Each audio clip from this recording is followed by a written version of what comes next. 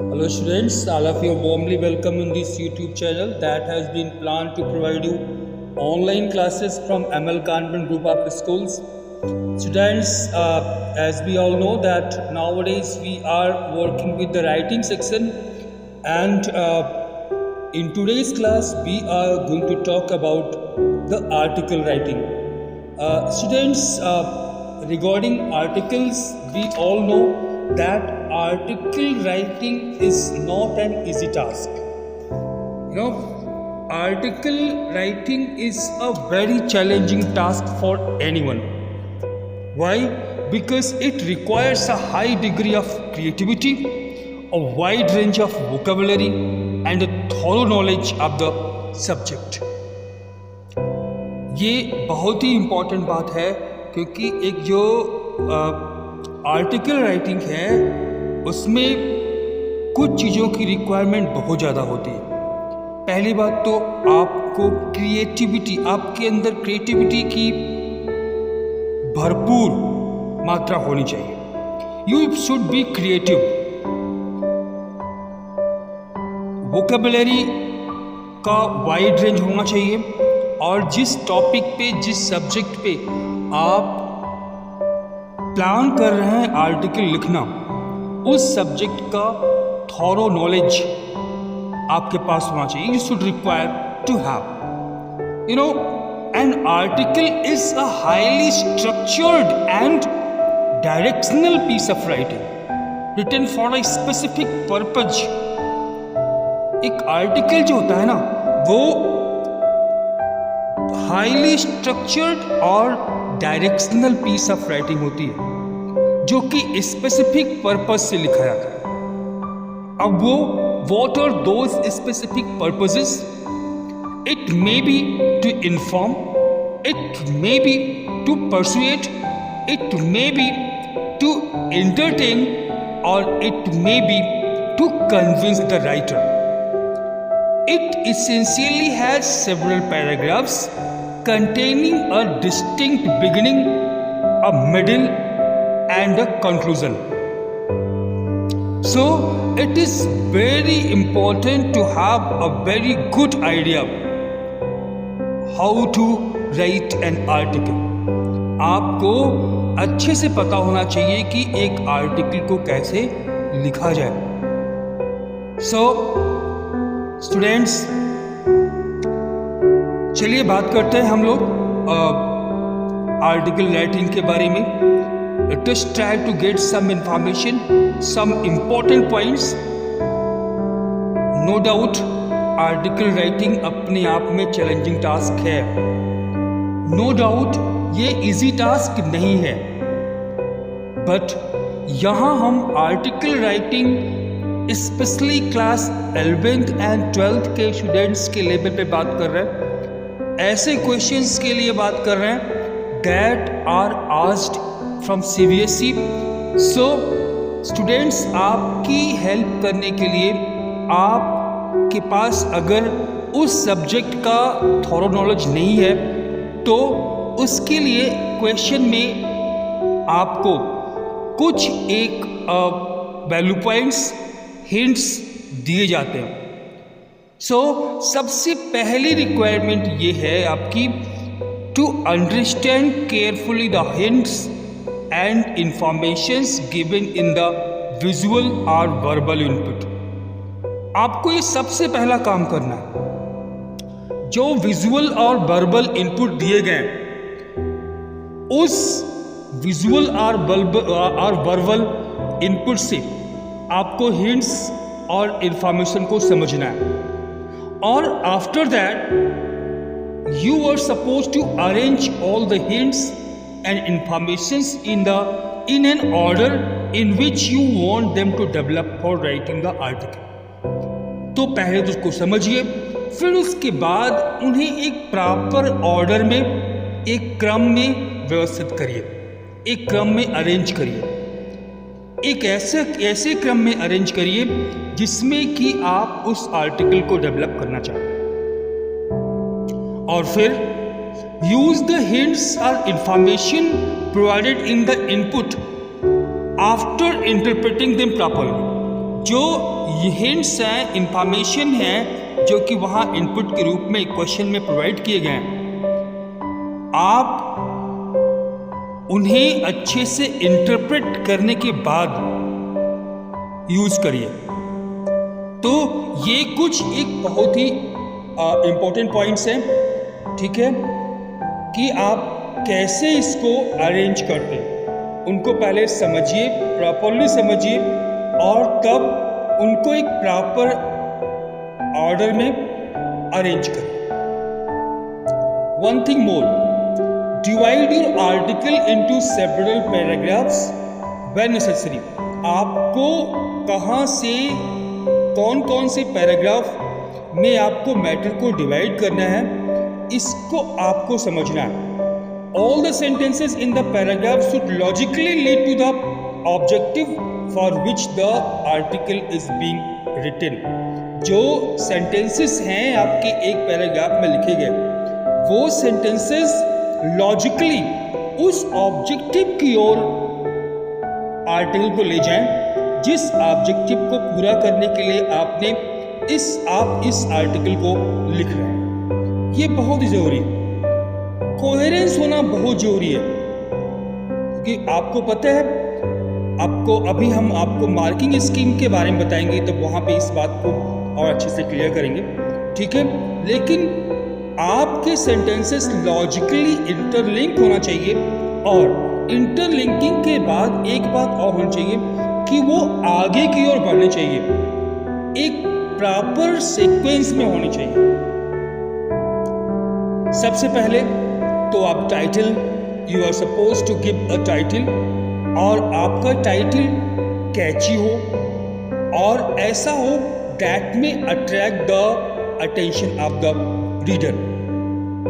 आपका जो टाइटल होना चाहिए वो कैची होना चाहिए और अट्रैक्टिव होना चाहिए। Next point, begin with a striking opening sentence which addresses the readers and gets them interested in the topic. Beginning कैसे हो, आपका फर्स्ट सेंटेंस कैसा हो, आपका ओपनिंग कैसा हो, तो आपका जो ओपनिंग सेंटेंस होना चाहिए वो ऐसा होना चाहिए, वो इतना स्ट्राइकिंग होना चाहिए कि वो रीडर्स के अटेंशन को तुरंत ड्रा कर ले। आर्टिकुलेट में है ना, मतलब कि आपके पहले एक बहुत ही फेमस कोटेशन है कि जिसका शुरुआत अगर आपने अच्छी कर लिया, एक अच्छी बिगिनिंग ही हमें एक अच्छे अंत की ओर ले जाती है। तो हमें आर्टिकल की बिगिनिंग भी बड़े अच्छे से करनी है। आपका जो ओपनिंग सेंटेंस होना चाहिए वो स्ट्राइकिंग होना चाहिए, वो अट्रैक्टिव होना चाहिए, वो उतना ही अट्रैक्टिव होना चाहिए जितना कि आपका आर्टिकल है, ठीक है, टाइटल है। Next point, present a strong argument for your ideas supporting it with evidence and elaboration. आपको आपके जो आइडियाज हैं उनके लिए आप उस आर्टिकल में स्ट्रॉन्ग आर्गुमेंट्स प्रोवाइड करिए, एविडेंसेस दीजिए, जिससे कि आपका जो टॉपिक है वो एलेबोरेट हो सके। Whole composition should not be disjointed और फ्रैगमेंटेड। ये बहुत जरूरी बात है। मैंने कहा ना, एक कोहेरेंस होना चाहिए, कोहेरेंस के साथ साथ इंटरलिंकिंग होना चाहिए। एक भी इंफॉर्मेशन फ्रैगमेंटेड नहीं होनी चाहिए। मतलब कि ये कि एक इंफॉर्मेशन अगली इंफॉर्मेशन से ये जो हम प्रेजेंट में सेंटेंस लिख रहे हैं, ये सेंटेंस हमें अगले सेंटेंस की ओर ले जाए, और इसका सीधा संबंध इसके पहले लिखे गए सेंटेंस से होना चाहिए, डिसजॉइंटेड नहीं होना चाहिए, इंटरलिंकिंग होनी चाहिए उसमें। Every sentence should be linked with the rest into a single whole. और इसीलिए it is advisable over here कि आप however, therefore, although, even though, in order to, ऐसे जो अच्छे कंजक्ट से कंजंक्शंस और कनेक्टर्स को यूज करना जरूरी है। हम लोग अच्छे कनेक्टर्स, जैसे मैंने अभी आपको लिस्ट बताया, ये यूज करना चाहिए। The first few sentences comprising the first paragraph should introduce the topic and its main idea. The middle paragraph should highlight the main facts of the topic, like the causes and effects of a topic. Let the causes and effects, advantages and disadvantages, etc.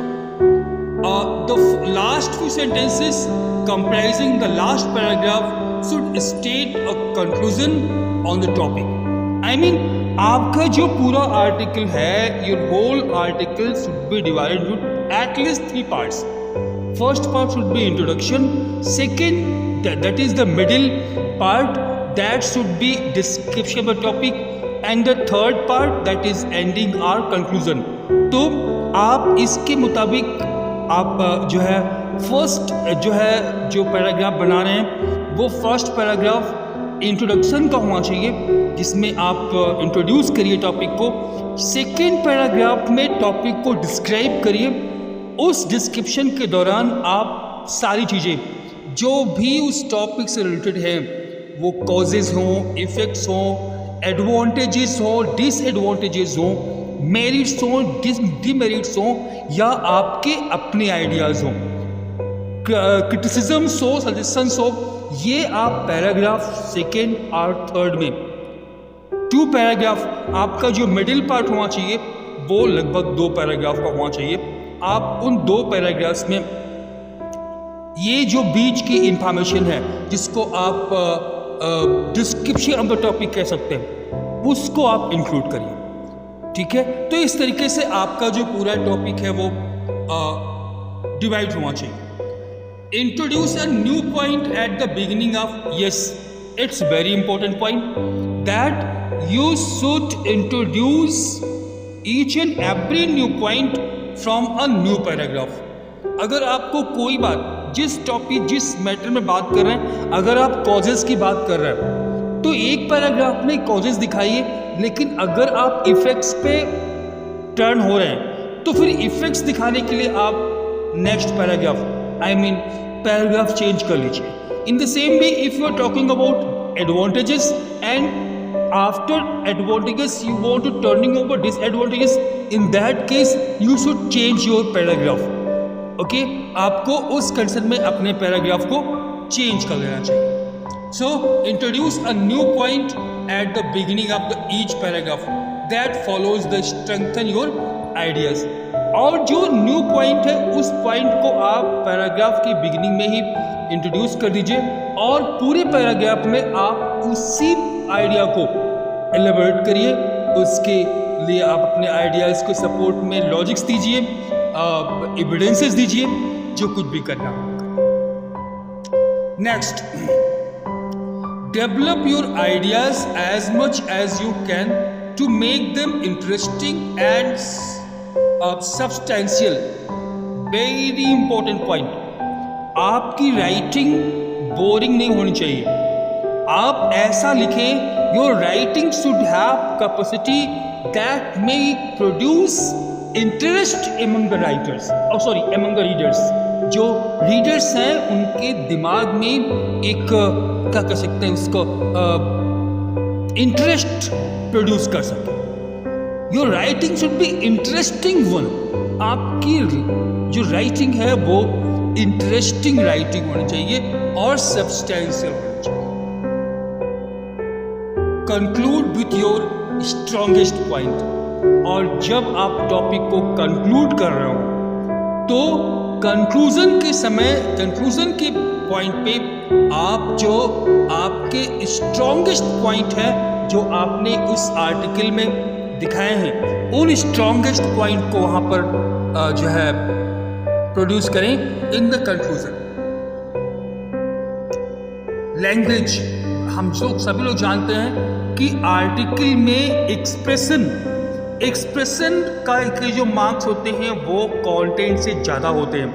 Contents पे आपको 4 marks मिलता है, जबकि expression पे आपको 5 marks मिलते हैं। तो आपको एक्सप्रेशन पे बहुत ध्यान देना है। और एक्सप्रेशन में मतलब what do mean to expression, अब जब हम अगर बात करते हैं एक्सप्रेशन में, तो एक्सप्रेशन में आपकी ग्रामेटिकल एक्यूरेसी है, एप्रोप्रिएट वर्ड्स हैं, स्पेलिंग्स हैं, कोहेरेंस है, रिलेवेंस ऑफ आइडियाज़ है और स्टाइल। ये कुछ एक पॉइंट है जो जिसपे कि एक्सप्रेशन में आपको मार्क्स प्रोवाइड किए जाते हैं। तो आपकी लैंग्वेज कैसी होनी चाहिए, how should be your language, language use should always be simple and grammatically correct. हाँ, यहाँ पे आर्टिकल में आप कुछ फिगरेटिव लैंग्वेजेस यूज कर सकते हैं। आई मीन आप लैंग्वेजेस जो लैंग्वेज यूज करें वो फिगरेटिव हो, ऑर्नामेंटल हो, सिंपल तो हो। ऐसा ना हो कि आपको आपकी आर्टिकल को समझने के लिए जो रीडर्स हैं उनको जो है डिक्शनरी बार बार यूज करना पड़े। आपके वर्ड्स इतने टफ नहीं होना चाहिए, डिफिकल्ट नहीं होना चाहिए, कॉमन यूज के वर्ड्स होने चाहिए। Okay, it should be straight forward to the point and objective. जो लैंग्वेज होनी चाहिए वो स्ट्रेट फॉरवर्ड होनी चाहिए, टू द पॉइंट होनी चाहिए और ऑब्जेक्टिव होनी चाहिए। Articles are usually written in third person और ये थर्ड पर्सन में लिखे होना चाहिए। ठीक है, सो ये बहुत ही इंपॉर्टेंट पॉइंट है लैंग्वेज के बारे में।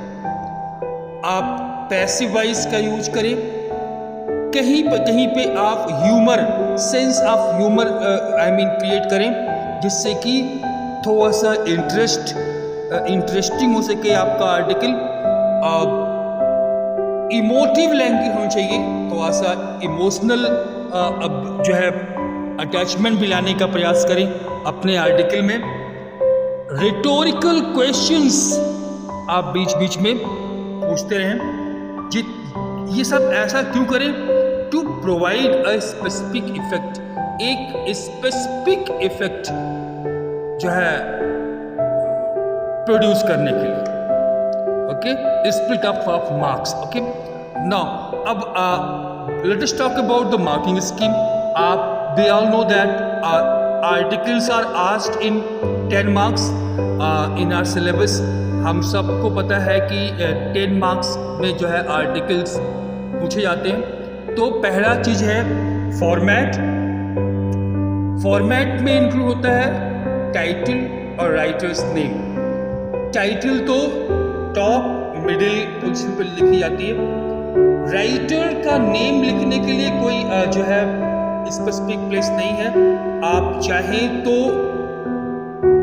टाइटल के ठीक नीचे लिखें, आप चाहें तो टाइटल के ठीक नीचे जो है लेफ्ट कॉर्नर पर लिखें, या फिर टाइटल के ठीक नीचे राइट कॉर्नर में लिखें। और अगर आप चाहें तो आप आर्टिकल के लास्ट में भी जो है राइटर का नाम लिख सकते हैं, प्रोवाइडेड दैट। बेहतर ये होता है क्योंकि आपको मार्क्स पाना है, तो एग्जामिनर की दिमाग में, एग्जामिनर की निगाह में तुरंत ही वो आ जाए कि उसने हेडिंग और राइटर नेम दोनों लिखा है। इसलिए बेहतर ये होता है कि टाइटल के ठीक नीचे सेंट्रल पोजीशन में या राइट हैंड पोजीशन पे आप राइटर का नाम ज़रूर से लिखते हैं। ओके, इस पे 1 मार्क्स है। In other next is content. आपका जो कंटेंट होता है वो 4 मार्क्स का होता है। यहाँ पे लॉजिकल ऑर्गेनाइजेशन और रिलेवेंट कंटेंट होना चाहिए।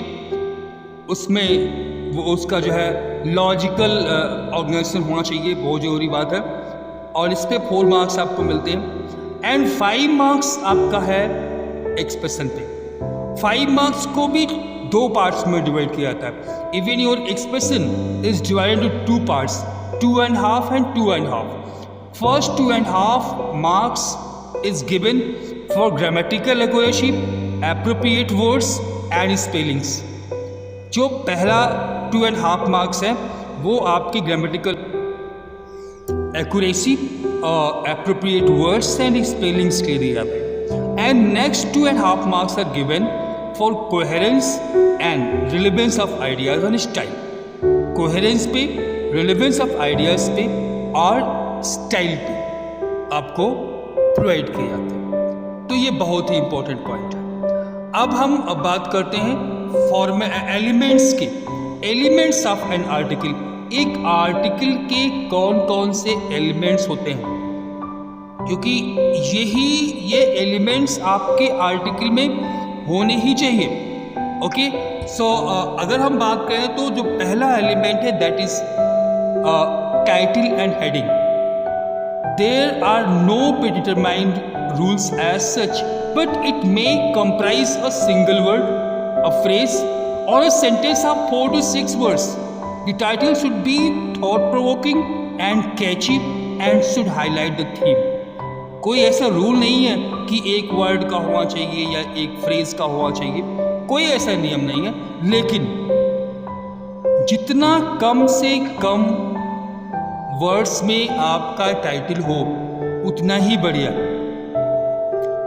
ओके, तो एक सिंगल वर्ड में भी हो सकता है या फिर एक फ्रेज में या फिर एक सेंटेंस में, इसमें 4 से 6 वर्ड्स ज़्यादा नहीं होने चाहिए। और हाँ, सबसे बड़ी चीज, title should be thought provoking. Title आप ऐसा रखिए जो कि थॉट प्रोवोकिंग हो, कैची हो, ऐसा हो जो कि थीम को हाईलाइट करे। जो मेन थीम है आपके आर्टिकल की, उस मेन थीम को हाईलाइट करने वाला होना चाहिए। और टाइटल के ठीक नीचे नेक्स्ट एलिमेंट होता है that is the name of the writer. मैंने आपको पहले ही बताया कि sign off your article with your name towards the end. End की बात की जाती है कि वैसे नियम तो ये होता है कि एंड में लिखिए, लेकिन alternatively the name can come immediately after the heading in the form of a Byline.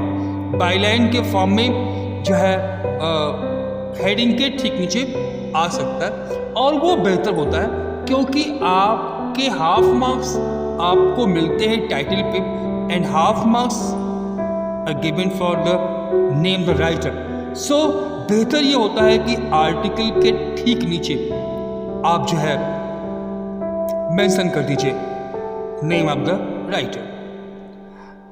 Third element is the introduction. Keep the topic in perspective, specify it, keeping the reader's interest intact by providing some surprising information or interesting facts that is related to the context. Okay, so introduction बहुत ही important role play करता है और ये आपका first paragraph होना चाहिए। Okay, fourth element is the description of the topic. इस description ये जो एलिमेंट है ये 2 से लेके 3 पैराग्राफ तक भर में हो सकता है। ओके, इसमें आपको हाईलाइट करना है आप जिस टॉपिक पे लिख रहे हैं, इस टॉपिक पे various facts, okay, like the causes and effects, advantages and disadvantages, etc. Fifth element is the ending. Wind up your article with your own ideas, with your own views, criticism, suggestions, etc. And the sixth and last element but is the conclusion. यहाँ पे आपको एक Dzire के साथ, एक appeal के साथ या एक वार्निंग के साथ अपनी आर्टिकल को कंक्लूड करना चाहिए। ओके, तो ये आपके एलिमेंट्स हो गए। These are your elements that are very important to be paid attention of while writing the article. Let us try to understand the format. This is the format of an article. Yes, first of all, title or heading, then byline. As I told you, in the form of byline, you can use the name of the writer, यहाँ पर आप by line में writer का नाम लिख दीजिए और फिर आपके कंटेंट्स। मैंने यहाँ पे कंटेंट्स के लिए 3 पैराग्राफ दिखाए। आप ये पैराग्राफ की संख्या आगे पीछे ज़्यादा कम ज़्यादा कर सकते हैं। एक क्वेश्चन हर समय राइज होता है कि आपका आर्टिकल कितना लंबा होना चाहिए, कितने वर्ड्स आपको लिखने चाहिए या कितने पेज में आपका आर्टिकल लिखा जाए। तो भाई देखिए, सीबीएसई वैसे 150 to 200 वर्ड्स की बात करता है कि आप 150 to 200 वर्ड्स में आप जो है अपना आर्टिकल लिखिए, लेकिन ऐसा कोई हार्ड एंड फास्ट रूल नहीं है। सीबीएसई जो भी बोलता है इस संबंध में वो सिर्फ और सिर्फ इसलिए बोलता है कि आप इतने वर्ड्स लिखेंगे, ये वर्ड लिमिट है, तो आपका जो क्वेश्चन है वो सारे क्वेश्चंस हो जाएंगे, आपको टाइम की कमी नहीं होगी, आप ज़्यादा लिख सकते हैं। You can use more words, तो आप ज़्यादा वर्ड्स यूज कर सकते हैं, उसकी कोई प्रॉब्लम नहीं है। चलिए हम लोग एक एग्जाम्पल कर सकते हैं। Let us do a sample article. Here is a example of an article that is on the topic of the child labor occurs. Now, here you can see at the very first point, title has been written, child labor occurs. That is the heading. A title, the heading, as I told you, that the heading should be a single word, a phrase or a sentence comprising 4 to 6 words, and it should be eye-catchy. And up to date by Kuldeep Sharma. This is written in the byline. Okay, ये बेहतर होता है कि आप इसी point पे writer का नाम लिखें. Then content. First of all, introduction. Children of today are the future of tomorrow, and every child has the right to education and to lead a happy and healthy life. This is the introduction. Now, description of topic. Engaging children in any sort of work inhibits and affects their proper growth.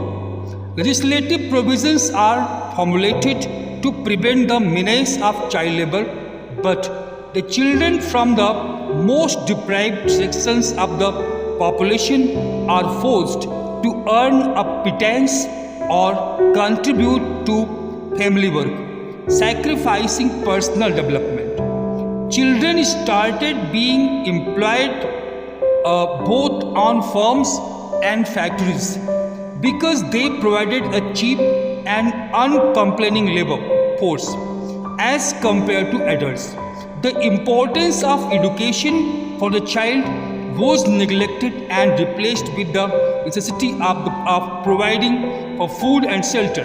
Therefore, there is a need to look into the problem of a child labor from a multidimensional aspect to understand and address the same in a society where the parents are guided to understand the value of education for the child. This will open up a brighter future for such children. So, students, this was all about the article writing. We shall meet again in the next class with a new topic. By then, thank you. Have a nice day.